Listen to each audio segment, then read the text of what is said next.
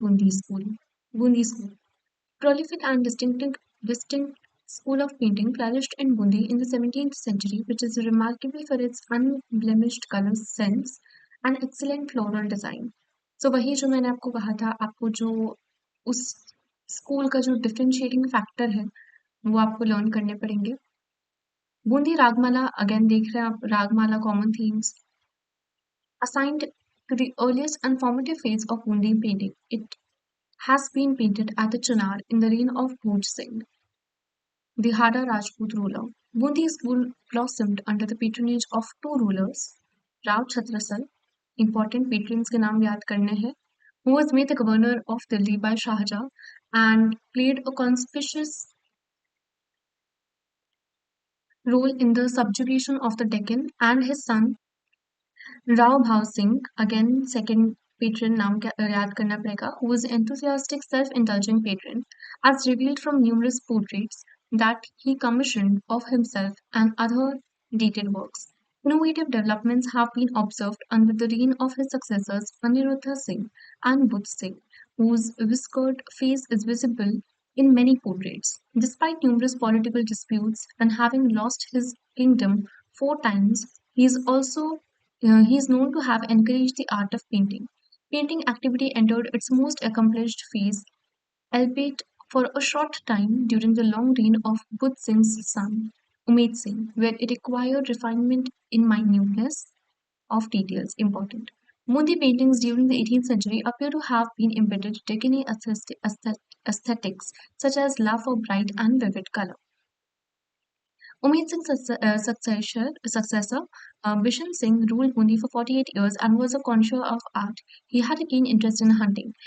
खैर एक चीज जो मैं आपको बता देती हूँ, बूंदी और कोटा पहले एक ही स्कूल्स थे, बाद में डिफरेंट हुए थे, तो दोनों का स्टार्टिंग का काम सेम ही था ऑलमोस्ट.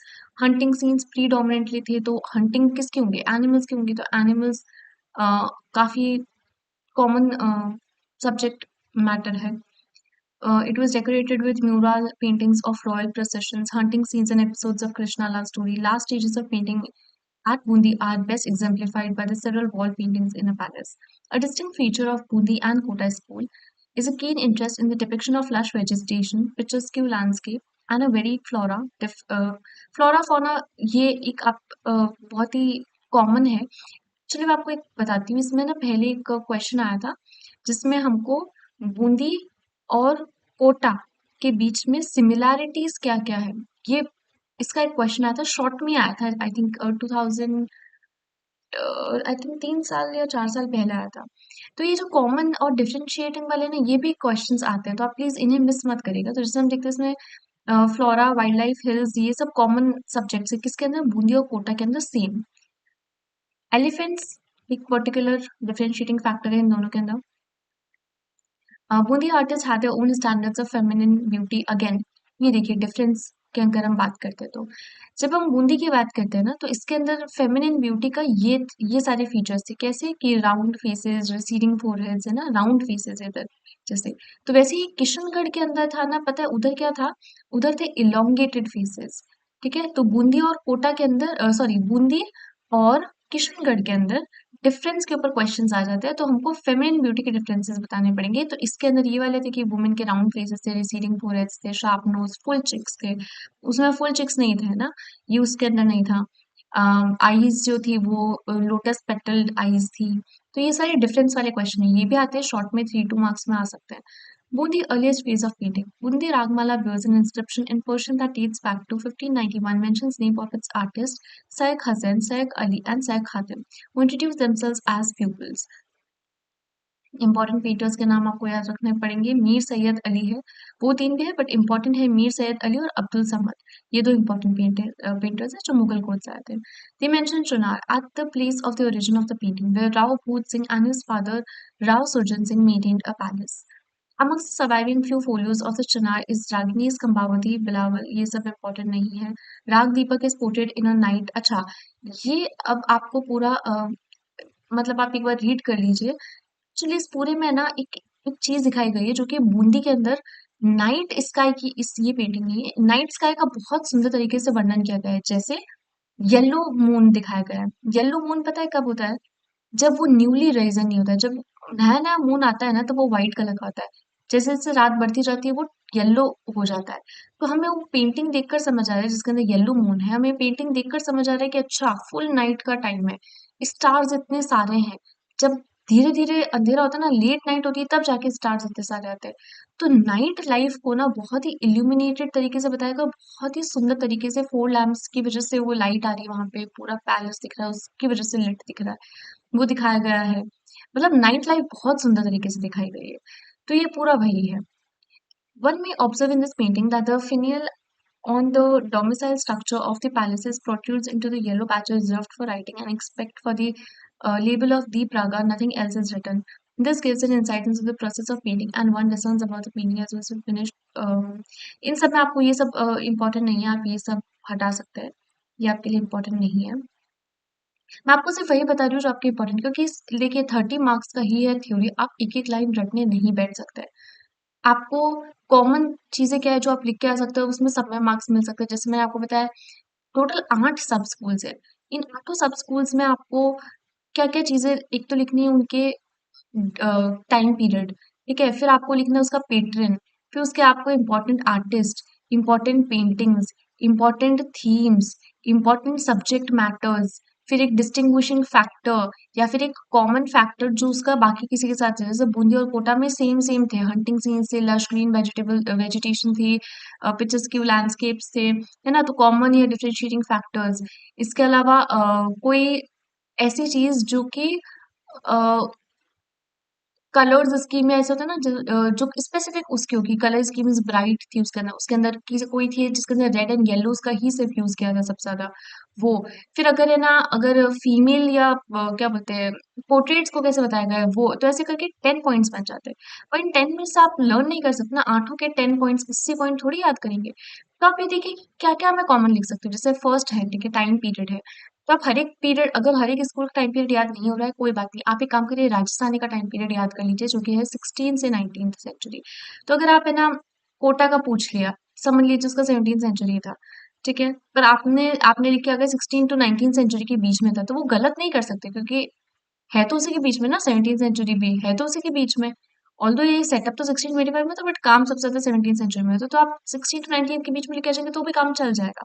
तो आप ये ऐसी चीजें इसके बीच में पकड़ने की कोशिश करिए। ऑल्दो मैं ये आपको बताने की कई बार इधर कोशिश कर रही हूँ, जो इंपॉर्टेंट नहीं है आप प्लीज उसको स्किप कर दीजिए। इतना पढ़ने मत बैठिए, एक एक लाइन आप अपने प्रैक्टिकल्स पे ध्यान दीजिए, 70 मार्क्स प्रैक्टिकल्स का है, इसमें हो जाएगा कवर, चिंता की बात नहीं है, इतने डिफिकल्ट क्वेश्चंस नहीं आते हैं, ठीक है। और 12 मासा है, जैसे मैंने आपको बताया था कॉमन थीम है आठों के अंदर, ये मैंने आपको बताया ना 10 पॉइंट्स के अंदर, आठों के अंदर आप ये कॉमन थीम है, 12 मासा, रागमाला, है ना, महाभारत और रामायण लिटरेरी टेक्स्ट पे जो काम हुए हैं वो, ये कॉमन थीम से ये आप लिख के आ सकते हैं। नेक्स्ट है Kota school of painting. Bundi और कोटा में पहले सिमिलैरिटीज थी, हमने पढ़ा ही था अभी, है ना। हंटिंग सीन्स थे इसके, और exceptional achievement, obsession of animal chase, hunting किसके होगा, एनिमल्स का ही होगा, तो हंटिंग और एनिमल कॉमन है, ठीक है।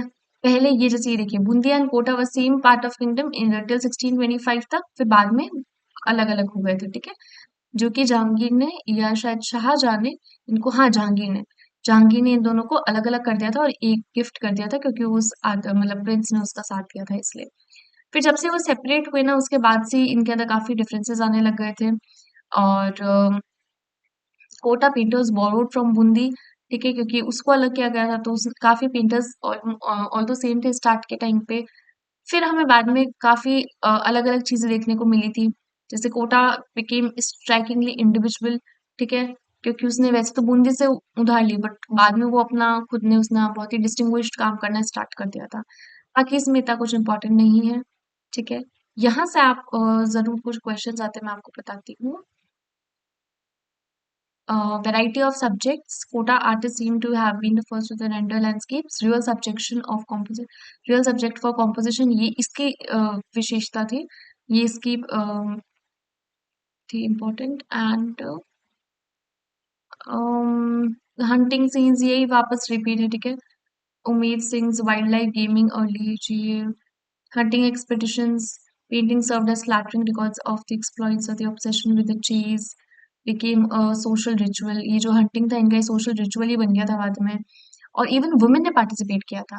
ये एक 2-3 स्कूल्स के अंदर वुमेन पार्टिसिपेशन काफी अच्छा था। जैसे जोधपुर के अंदर चौगान खेलती प्लेयर्स की एक पेंटिंग है, तो मतलब ये देखने को मतलब पोलो खेलती हुई औरतों की है पेंटिंग, राजकुमारियों की पेंटिंग है, रानियों और राजकुमारियों की। तो उसमें हमें देख मतलब ये 2-3 ऐसे हैं स्कूल जिसमें हमें विमेन पार्टिसिपेशन भी मिला है, तो ये एक डिस्टिंग्विश फीचर हो सकता है ना।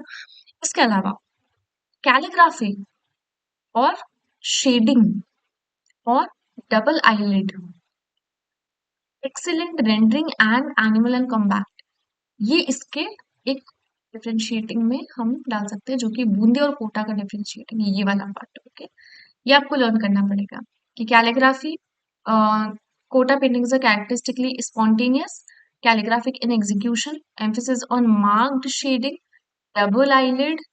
ठीक है, ये इसका एक डिफरेंशिएटिंग फैक्टर हो गया। नेक्स्ट है Bikaner school of painting, most prominent. ठीक है, और अनूप सिंह के अंडर में आया ये। Repository of manuscripts and paintings as a long association with Mughals, Bikaner developed a distinctive language of painting that was influenced by Mughal elegance and subdued color palette. ठीक है, subdued color palette थी, elegant and subdued color palette थी। मुगल से influence काफी रहा था। वैसे सबसे ज्यादा अगर आपको क्वेश्चन आता है कि सबसे ज्यादा कौन सा ऐसा सब स्कूल था जो मुगल से सबसे ज्यादा इन्फ्लुएंस था, तो हम बोलते हैं जयपुर। क्यों? क्योंकि जयपुर आगरा और उसके पास में पड़ता है, और मुगल वहीं पे रूल कर रहे थे, आगरा और दिल्ली में ही रूल कर रहे थे, और जयपुर के पास में ही है मुगल। इवन आज भी जयपुर से दिल्ली का रास्ता 6 घंटे का ही है। तो सबसे ज्यादा पास में, इसलिए मुगल का इन्फ्लुएंस सबसे ज्यादा जयपुरी पेंटिंग में मिलता है, जयपुरी स्कूल में मिलता है। इसके अलावा Mughal visited worked in the Bikaner 17th century, Karan Singh employed Ustad Ali रजा। ठीक है, आपको पेंटर्स के नाम याद रखने हैं। मास्टर पेंटर था जो दिल्ली से आया था, जिसने बीकानेर के अर्लीस्ट काम किए थे, जो कि 1650 से स्टार्ट अगर हम देखते हैं तो वो था रुकनुद्दीन, इम्पोर्टेंट पेंटर था। ठीक है, मास्टर आर्टिस्ट था ये। और इसके अलावा रामायण रसिक प्रिया, अगेन मैंने आपको बताया था कॉमन थीम्स है, रामायण रसिक प्रिया, दुर्गा सप्तशती, कॉमन थीम्स है, इसके अंदर भी है वही चीजें। सहीबुद्दीन इम्पोर्टेंट पेंटर है, इसका इवन यूजीसी नेट में क्वेश्चंस आते हैं। And Isa were well known painters in his right. Prevailing practice in Bikaner was to set up studios in Mandi. ये एक शॉर्ट में क्वेश्चन आता है कि मंडी क्या होता है। हम बोलते हैं ना आर्ट स्टूडियो, वो होता है मंडी, उसको बोलते हैं मंडी। ठीक है, और जो इस आर्ट स्टूडियो के अंदर जो मास्टर आर्टिस्ट होता है उसको बोलते हैं उस्ताद। के यार क्या आएगा वैसे। और इसके अलावा काफी मंडी से सेटअप की गई थी। ठीक है, मास्टर आर्टिस्ट होते थे इसके अंदर एक। Completion of the painting, enter the name of the master artist, date behind the back. अच्छा, इसकी एक खासियत बात ये थी कि ये लोग ना पेंटिंग के ना ऊपर कैलीग्राफी में मास्टर आर्टिस्ट का नाम और डेट लिखते थे। तो ये एक इसकी बहुत इंपॉर्टेंट डिफरेंशिएटिंग फैक्टर था जो आपको लर्न कर सकते हो आप। ये देखिए, inscribed on the works of his pupil who may not be painting in the same with the master. However, it becomes evident that these entries and the master's artist could occasionally put finishing touches. अच्छा हाँ, painting पूरी बनने के बाद में finishing touch देता था master artist, जिसको हम क्या बोलते थे, गुडार गुडा रही। ठीक है, जिसका मतलब क्या होता है, लिफ्ट, मतलब उभार देना पेंटिंग को। मास्टर आर्टिस्ट उसके अंदर हाईलाइट्स वाइलाइट्स देता था थोड़ा सा, और पेंटिंग का पूरा निखार ही आ जाता था, तो उसको बोलते हैं गुड़ाई। ठीक है, इसके अलावा इसमें इतना कुछ इंपॉर्टेंट नहीं है। मरम्मत का काम भी इन्हीं को ही दिया गया था आर्टिस्ट का, कि जिसको बोलते हैं कि मरम्मत मतलब क्या होता है कि जो पुराने ऑलरेडी इंपॉर्टेंट काम हो रखे हैं उसी को कॉपी करो और उसी मतलब उसी की कॉपीज और बनाओ। ठीक है, वो काम उसको दिया जाता था, इन्हीं आर्टिस्ट को दिया जाता था। ठीक है, इसके अलावा रिफर्ड टू एज उस्ताद, ये मैंने आपको बता ही दिया है ना। इसके शॉर्ट क्वेश्चन आता है, उस्ताद और मंडी को क्या कहते हैं, उस्ताद और मंडी का मतलब बताइए। ठीक है, इसके अलावा ड्रीम लाइक क्वालिटी, मिस्टी ड्रीम लाइक क्वालिटी, ये हर एक पेंटर की अलग थी। रुकुद्दीन का क्या था कि सॉफ्ट कलर टोन्स, इब्राहिम का क्या था, ड्रीम लाइक क्वालिटी। ठीक है, and studio appears to be the most prolific name occurs different in Baramasa, Ragamala, Rasik Priya, common themes. Again मैंने आपको बताया था, बार बार यही बता रही हूँ, ये लर्न कर लीजिए, सबके अंदर कॉमन थीम्स है। हर एक के अलग अलग लर्न नहीं करेंगे चलेगा। Best documented school of painting, inscriptions in Marwari, occasionally Persian, reveals the names of the artists and dates. In some cases, even the place of production and occasions for which the works were commissioned. अब next है किशनगढ़। किशनगढ़ मैं बोलूंगी आप please ध्यान से पढ़िएगा। किशनगढ़ बहुत important है, लॉन्ग में अक्सर आता है क्वेश्चन। क्यों? क्योंकि किशनगढ़ के अंदर कंटेंट भी ज्यादा दिया हुआ है, और दूसरा बहुत डिफरेंट है बाकी सबसे। किशनगढ़ का एक बहुत इंपॉर्टेंट बनी ठनी पेंटिंग है, जो भी हम नीचे देखेंगे पेंटिंग्स में, या मैं नेक्स्ट वीडियो में लूंगी उसको। इंपॉर्टेंट पेंटिंग्स जो है उसके अंदर बनी ठनी के ऊपर एक पूरा पेज लिख के आ सकते हैं आप, इतना कंटेंट है उसके अंदर। तो इसके ऊपर हमेशा लॉन्ग क्वेश्चन आता ही है, और हर दूसरे साल आता है। तो आप ये तो प्लीज मिस मत करना। ठीक है, ये मोस्ट स्टाइलाइज्ड थी राजस्थानी में सबसे ज्यादा।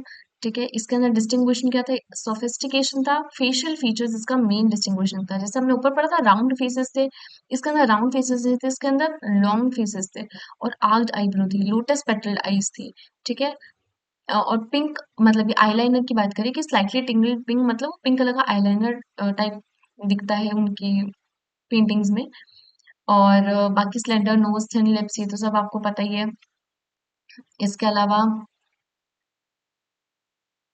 ठीक है, अदरवाइज इसके अंदर इंपॉर्टेंट चीजें जो है वो है कि इलोंगेट ह्यूमन फॉर्म फिगर्स, ये मैंने आपको बताया था कि उसमें राउंड थे, उसमें एलोंगेटेड थे। ग्रीन का बहुत अच्छी तरीके से यूज हुआ था, क्योंकि पोर्ट्रेट लैंडस्केप्स दिखाए गए थे। लैंडस्केप्स मतलब वेजिटेशन, वही फ्लोरा फौना है ना, तो ग्रीन तो ऑफ कोर्स यूज हो गई। इसके अलावा आप इसका पेट्रन याद रखेंगे, कृष्ण लीला के ऊपर थीम्स थी वो याद रखेंगे, फेवरेट रूलर्स का याद रखेंगे, कोर्ट आर्ट इसमें काफी हुआ था वो याद रखेंगे। निहाल चंद सबसे इम्पोर्टेंट, सावन सिंह के अंडर में था निहाल चंद, सबसे इम्पोर्टेंट पेंटर है, जिसने बनी ठनी भी इसने ही बनाई थी। ये आप नहीं भूल सकते, ये बहुत इंपॉर्टेंट पेंटर है। एंड इसके अलावा डिवाइन लवर्स कृष्णा और राधा के कोटली सराउंडिंग्स, ये तो मैंने आपको बताई थी, इसके ऊपर सबसे ज्यादा काम हुए थे। इसके अलावा इसमें कुछ ज्यादा इंपॉर्टेंट नहीं है। फिर पेंटिंग्स में इंपॉर्टेंट है वो मैं आपको नीचे बताऊंगी। अगला है जोधपुरी। जोधपुरी का वही टाइम पीरियड 16th सेंचुरी आप याद रखेंगे। इसके अलावा कोर्ट सीन्स इंपॉर्टेंट थे वो याद रखेंगे। फोकिश स्टाइल मतलब हमारा जो नेचुरल राजस्थानी का फोक स्टाइल होता है वो इसके अंदर सबसे ज्यादा देखने को मिलता है, वो याद रखेंगे। रागमाला कॉमन थीम थी, अगेन मैंने आपको बार बार बोल रही हूँ, कॉमन थीम्स याद रखेंगे, सबके अंदर सेम है। ठीक है, इसके अलावा महाराजा जसवंत सिंह पेट्रेंस का नाम याद रखेंगे, कब से कब तक था वो याद रखेंगे। इसके अलावा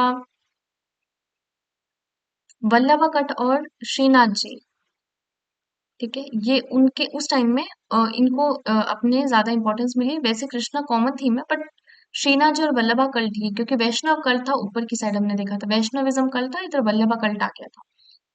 तो वो एक इसका इम्पोर्टेंट डिफरेंशिएटिंग फैक्टर हो सकता है ना।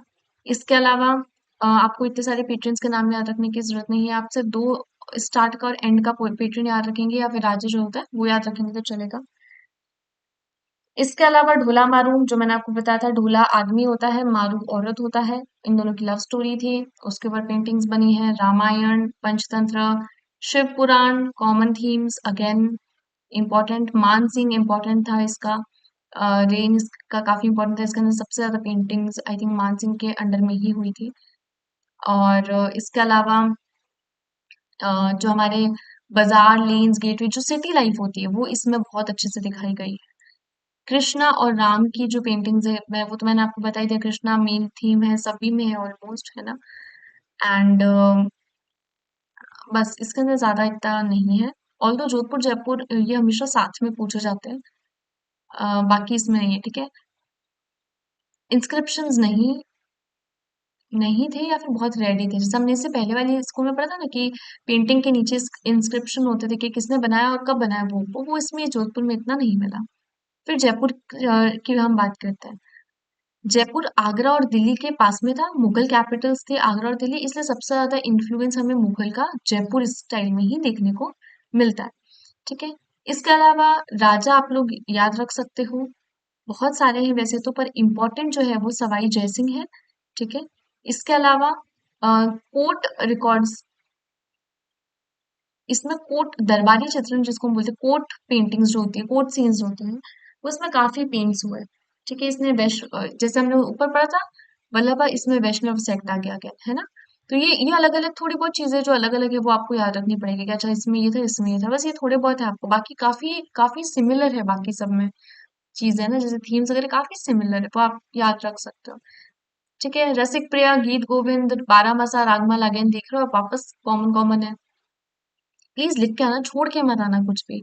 Important painter, yes, Sahib Ram, Jaipur में। इसमें आई थिंक शॉर्ट क्वेश्चन आया था, सहीब राम की पेंटिंग कोई पूछी थी उसके ऊपर। और एक सवाई ईश्वरी सिंह, ये भी याद रख सकते हो ऑल्दो। और रिलीजियस और लिटरेरी टेक्स्ट तो होते ही थे, इसके अलावा लेजर, जो लेजर टाइम होता है, मतलब जो राजाओं का जो पेंटिंग उस पे बनी थी, लेजर टाइम मतलब होता है कि आराम वाला, लग्जरी टाइम जो उनका बोलते हैं हम, वो। Elephant, tiger hunts, sorry bore hunts, ये सब कॉमन थीम्स है। ठीक है, सवाई माधो सिंह इम्पोर्टेंट एक और पेट्रन था, ये भी इम्पोर्टेंट याद रख सकते हो। प्रताप सिंह इतना इम्पोर्टेंट नहीं है, आपको ये याद रखने की जरूरत नहीं है। और blend of Mughal and indigenous stylistic features emerge, एक ये आपको याद रखना पड़ेगा। ठीक है, और इसके अलावा गीत गोविंद, रागमाला, भगवत पुराण कॉमन थीम्स है। ये रिलीजियस और लिटरेरी थीम्स दोनों के अंदर है। ये मैंने आपको बताया था काफी बार कि इतना कॉमन थीम्स है, आप ये तो सब में याद आपको रखने पड़ेंगे, है ना। अच्छा, एक और चीज, किशनगढ़ में और जयपुर में बहुत ही लार्ज पेंटिंग्स बनती थी कंपेयर टू अदर स्कूल्स। बड़े बड़े पेंटिंग्स बनती थी, चित्रण जो था ना बहुत बड़ा बड़ा होता था। ठीक है, तो ये इसका डिस्टिंग्विशिंग फैक्टर है। आई थिंक मैंने कोई पुरानी आंसर शीट में ये पढ़ा था, तो ये आप याद रख सकते हो। ठीक है, हम ये नेक्स्ट यहाँ से जो है पेंटिंग्स, ये हम नेक्स्ट वीडियो में कवर करेंगे। Thank you so much.